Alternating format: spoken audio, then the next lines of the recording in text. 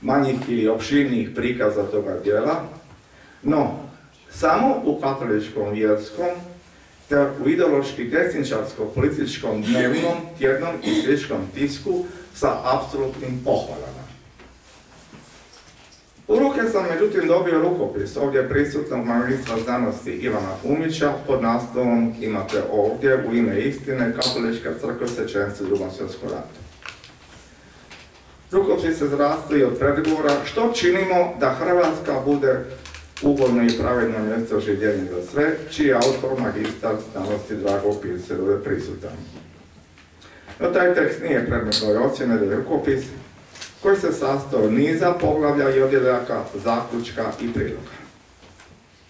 Autor sadržaja knjiga, koji sam dobio kao predlog za objavljivanje u zasebnom izdanju, veoma ponavljam, kritički odnosi prema dijelu Ante Bakovića.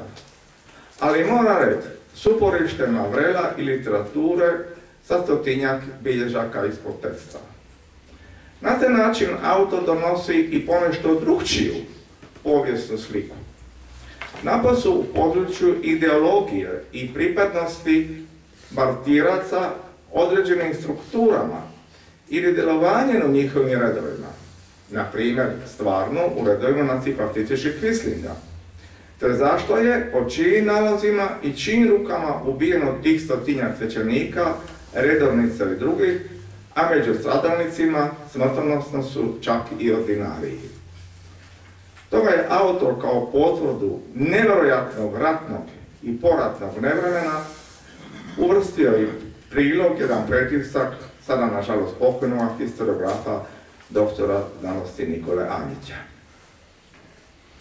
Ono što nedostaje zaista velebnoj opsežnoj ediciji svećenika autora Ante Bakovića, to je, rekoh, martirij jednog svećenika, ali kao pripadnika četničkog pokreta, koji su, ponavljam, zaista bili pripadnici našega pokreta, članovi KPH.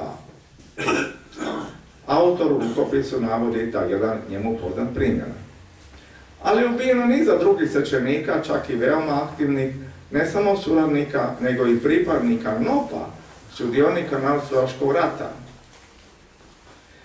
Taj slučaj i takvi slučajevi naprosto se odnose na svećenike i katoličku crkvu, konačne koljevke Hrvata na istočnoj obali, Jadranskoj obali, a konačno i presudno sa svećenicima Istre i Kvarnerskog primorja. Jer mi u načelu, oni koji se drže povijesnih izvora i koji se ne drže, preskačemo nerijetko takve slučajeve, smatrajući da je katolička crkva jedinstvena bila i ostala i danas u Hrvatskoj. To nije. Katolička crkva na istočnoj obali Jadrana, napose u Istri i Kvarnerskom primorju i Gorskom kotaru, bila je listom antifašistička i svećenici su bili skoro listom suradnici ili aktivni članovi NOP-a i NOR-a. Zbog toga ih je toliko ubijeno i streljano ili su poginuli u borbi. Prvi mučeni čovjek od talijanskih fašista bio je tajnik biskupa Srebrenića Krčkoga. Cijeli život je bio invalid. Jedva je ozdravio. Prvi narodnooslobodilački odbor na Kvarnerskim otocima je osnovan 1942. na Božić u župnom uredu. I vodio ga je župnik. Cela serija svećenika sudjelovali su u donošenju odluka o sjedinjenju Istre, Zadra, Kvarnerskih otoka sa maticom domovinom Hrvatske. To je činjenica. Jedan od njih je postao prvi koadjutor, jer je uskoro preminuo dr. Burić, monsignor Josip Pavlišić, koji je javno govorio o tom antifašizmu. Dakle, moramo govoriti o konkretnim situacijama. Ne smijemo govoriti o različitim stvarima. Jer u tom upadamo u te greške povijesne. Ne držimo se vrela. Niko ne kaže da nisu poginuli, da su streljani, da su ubijeni.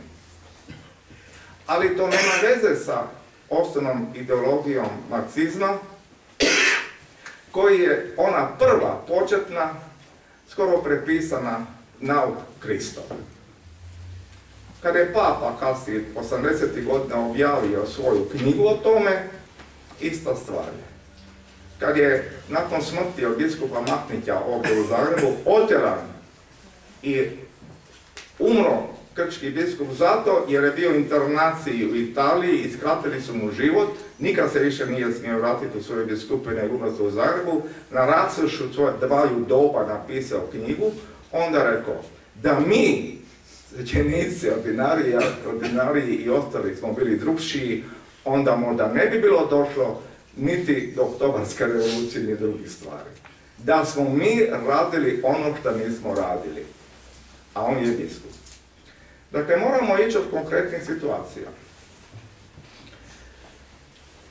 Ja sam dugo godina istraživao i povijest katoličke crkve u ovim krajevima, imam i objavljenih radova, i sjedio sam puno puta ovako nasuprot doktora Josipa Srebrnića, koji je 1918. morao bježati, fizički su ga ganjali, iz svoga rodnog mjesta Solkana kod Gorice, talijanski okupator. Njegov bratić, se isto zove Jože Srebrnić, je narodni heroj i član talijanske partije slovenske bio.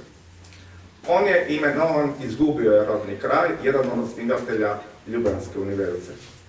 Izgubio je rodni kraj i sad je on imenovan za krčkog biskupa, nasljednika slavnog Antuna Mahnića, izvan sebe. Dolazi u Krk, a onda mu otimaju pola biskupije, Creslo, Šid i završava samo na Krku.